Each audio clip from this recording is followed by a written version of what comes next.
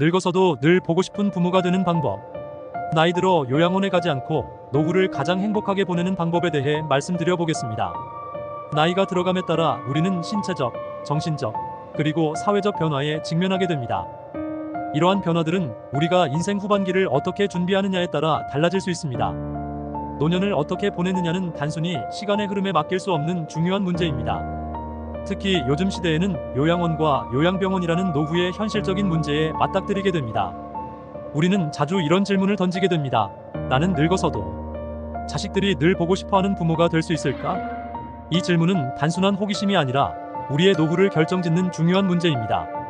그 해답을 찾기 위해서는 육체적, 정신적, 그리고 경제적 독립을 유지하는 것이 필수적입니다. 이를 바탕으로 어떻게 하면 노후를 건강하게 보낼 수 있는지에 대해 깊이 고민해 보겠습니다. 1. 요양병원과 요양원의 현실. 우리는 왜 그곳에 가야 할까?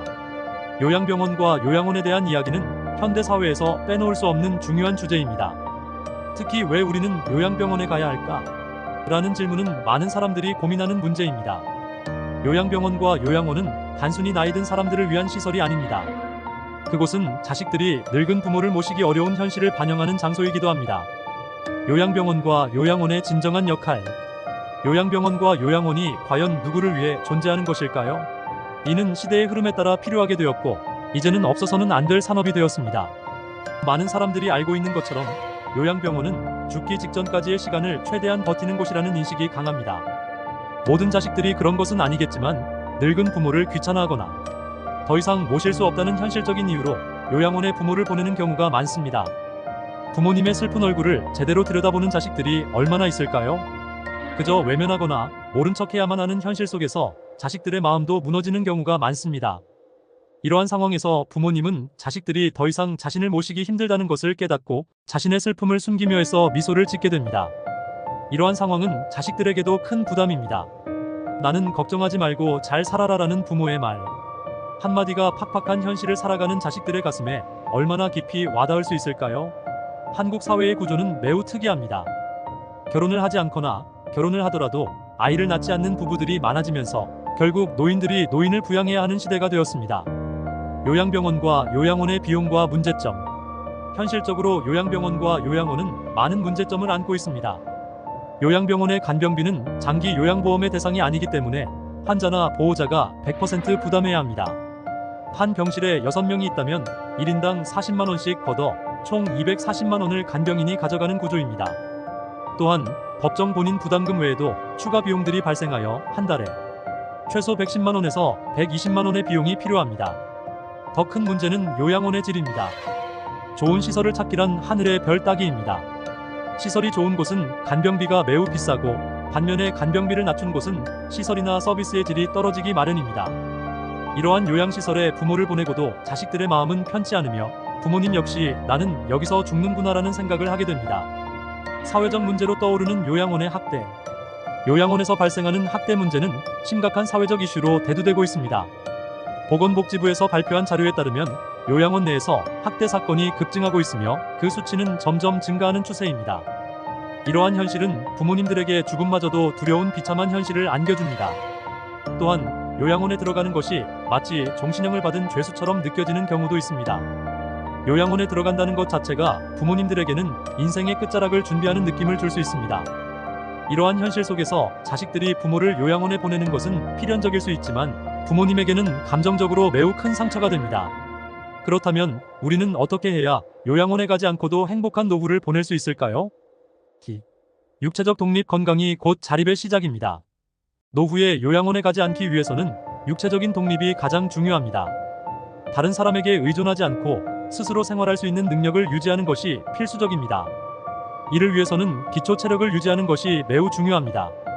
근력 운동의 중요성. 노인이 되면 가장 먼저 약해지는 부분은 근육입니다. 특히 하체 근육이 약해지면 걷는 것이 어려워지고 결국 다른 사람의 도움 없이는 움직일 수 없게 됩니다. 나이가 들수록 근력 운동을 소홀히 하면 걷고 싶어도 걷지 못하는 상황이 오게 됩니다. 흔히 누우면 죽고 서면 산다는 말이 있듯이 서서 활동을 계속하는 것이 생명 연장에 큰 역할을 합니다. 특히 아령을 들고 발 뒤꿈치를 들었다 내리는 운동, 스쿼트, 윗몸 일으키기 등 간단한 근력 운동을 꾸준히 실천하는 것이 중요합니다. 이러한 운동은 근력을 유지하고 몸의 균형을 잡아주는 데 도움이 됩니다. 유산소 운동 역시 중요합니다. 걷기, 자전거 타기, 수영 등 다양한 유산소 운동을 통해 심혈관 건강을 유지하고 신체 기능을 활성화할 수 있습니다. 유산소 운동. 유산소 운동은 심장 건강과 혈액순환을 원활하게 하는데 필수적입니다. 노년기에 추천되는 유산소 운동 중 하나는 걷기 운동입니다. 하루에 30분 정도 걷는 습관을 들이면 심장 건강을 지키고 체중을 조절하며 전반적인 신체 기능을 활성화할 수 있습니다. 또한 수영도 매우 좋은 유산소 운동입니다. 수영은 관절에 무리를 주지 않으면서도 전신을 사용하는 운동이기 때문에 노년기에도 안전하게 실천할 수 있습니다. 물속에서 하는 운동은 체중 부담을 줄이면서도 근육을 단련하는 효과가 있어 몸 전체의 유연성을 높이는 데에도 도움이 됩니다. 균형 감각을 유지하는 방법. 나이가 들수록 낙상 사고의 위험이 커지기 때문에 균형 감각을 유지하는 것이 매우 중요합니다. 낙상은 노년기에 매우 위험한 사고 중 하나로 회복이 어렵고 삶의 질을 크게 저하시킬 수 있습니다. 이를 예방하기 위해서는 한발 서기 운동과 같은 균형 운동이 필요합니다. 한발 서기 운동은 균형 감각을 기르는데 가장 간단하면서도 효과적인 방법입니다. 두 눈을 감고 한 발로 서서 균형을 잡는 연습을 하면 몸의 균형을 유지하는 데 도움이 됩니다. 처음에는 어려울 수 있지만 꾸준히 연습하면 점점 더 오래 버틸 수 있게 됩니다. 이 영상이 도움이 되시면 구독과 좋아요, 알림 설정하시고 끝까지 시청하시면 많은 도움이 되실 것입니다. 3. 정신적 독립. 치매와 우울증을 예방하는 법. 노년기에는 치매와 우울증을 예방하는 것이 정신적 독립을 유지하는 데 매우 중요합니다. 정신적 건강은 노후의 삶의 질을 결정하는 핵심 요소 중 하나입니다. 치매 예방을 위한 생활 습관. 치매를 예방하기 위해서는 두뇌를 끊임없이 자극하는 것이 중요합니다. 새로운 도전을 통해 뇌를 활발히 사용하게 하면 치매를 예방하는 데 큰 도움이 됩니다. 새로운 악기 배우기, 새로운 요리법 배우기, 새로운 춤 배우기 등은 모두 뇌를 자극하고 치매를 예방하는 데 효과적입니다. 또한 음식을 꼭꼭 씹어 먹는 습관도 치매 예방에 중요한 역할을 합니다. 씹는 과정에서 뇌로 가는 혈류량이 증가하고 뇌를 활성화시킵니다. 일기를 쓰는 습관도 좋은 방법입니다. 일기를 쓰면서 하루 동안 있었던 일을 떠올리면 해마의 기능을 활성화시켜 단기 기억력을 유지하는 데 도움이 됩니다. 우울증 예방을 위한 마음가짐. 우울증은 노년기에 자주 발생하는 문제 중 하나로 정신적 건강을 해치며 치매를 촉진할 수 있습니다. 우울증을 예방하기 위해서는 긍정적인 마음가짐을 유지하는 것이 중요합니다. 비관적인 사고보다는 낙관적인 태도를 가지고 사소한 일에도 감사하는 마음을 가지는 것이 중요합니다. 또한 사회적 활동에 적극적으로 참여하는 것이 우울증을 예방하는 데 도움이 됩니다.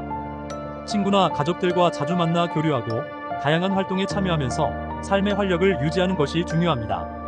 집에만 머무르기보다는 사람들과 어울려 즐거움을 나누는 것이 정신 건강에 큰 도움이 됩니다.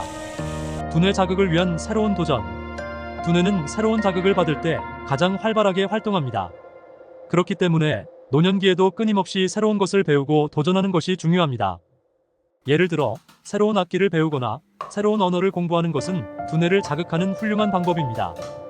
또한 새로운 취미 활동을 시작하는 것도 좋은 방법입니다. 그림을 그리거나 글을 쓰는 등 창의적인 활동은 뇌의 여러 부위를 동시에 자극하여 치매를 예방하는 데 효과적입니다. 이러한 활동들은 두뇌의 활성화를 도와 기억력 저하를 방지하고 노년기에도 활기찬 생활을 유지하는 데 도움을 줍니다. 긍정적인 마음가짐을 유지하기. 노년기에는 여러 가지 신체적 변화나 사회적 고립으로 인해 우울증이 발생할 수 있습니다. 이를 예방하기 위해서는 긍정적인 마음가짐이 필요합니다. 일상에서 작은 기쁨을 찾고 감사하는 마음을 가지면 우울한 감정을 극복할 수 있습니다. 또한 웃음은 정신 건강에 큰 도움이 됩니다. 전문가들은 웃음이 뇌를 자극하고 신경회로를 활성화시키는데 중요한 역할을 한다고 말합니다. 진짜 웃음이든 가짜 웃음이든 웃음 자체가 뇌에 긍정적인 영향을 미친다는 사실을 기억해야 합니다.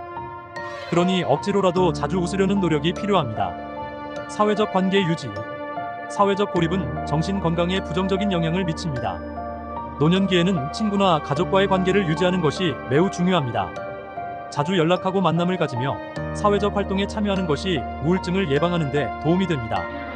동호회나 지역 커뮤니티에 참여하여 새로운 사람들과 교류하고 함께 시간을 보내는 것도 좋은 방법입니다. 4. 경제적 독립. 안정된 노후를 위한 준비. 경제적 독립은 노후의 삶에서 빼놓을 수 없는 중요한 요소입니다. 100세 시대에 살고 있는 우리는 경제적으로 독립하지 않으면 자녀들에게 의존할 수밖에 없는 상황에 놓이게 됩니다. 노후를 위한 재정 계획. 노후의 경제적 독립을 위해서는 재정 계획을 미리 세우는 것이 중요합니다. 정년 퇴직 후에도 지속적으로 경제 활동을 이어갈 수 있는 방법을 모색해야 합니다. 제2의 직업을 찾거나 자산을 관리하고 투자를 통해 재정적 여유를 마련하는 것이 필요합니다. 경제적 독립은 단순히 돈을 모으는 것만이 아닙니다. 꾸준한 자기 개발을 통해 새로운 기술을 익히고 노후에도 지속적으로 경제 활동을 할 수 있는 능력을 키우는 것이 중요합니다. 재정 관리와 투자. 노후를 준비하기 위해서는 미리부터 재정 계획을 세워야 합니다. 재정 관리의 첫 단계는 저축입니다. 소득이 있을 때부터 은퇴 후를 대비하여 꾸준히 저축하는 것이 필요합니다. 하지만 단순한 저축만으로는 부족할 수 있습니다. 재정 전문가와 상의하여 적절한 투자 방법을 찾아야 합니다.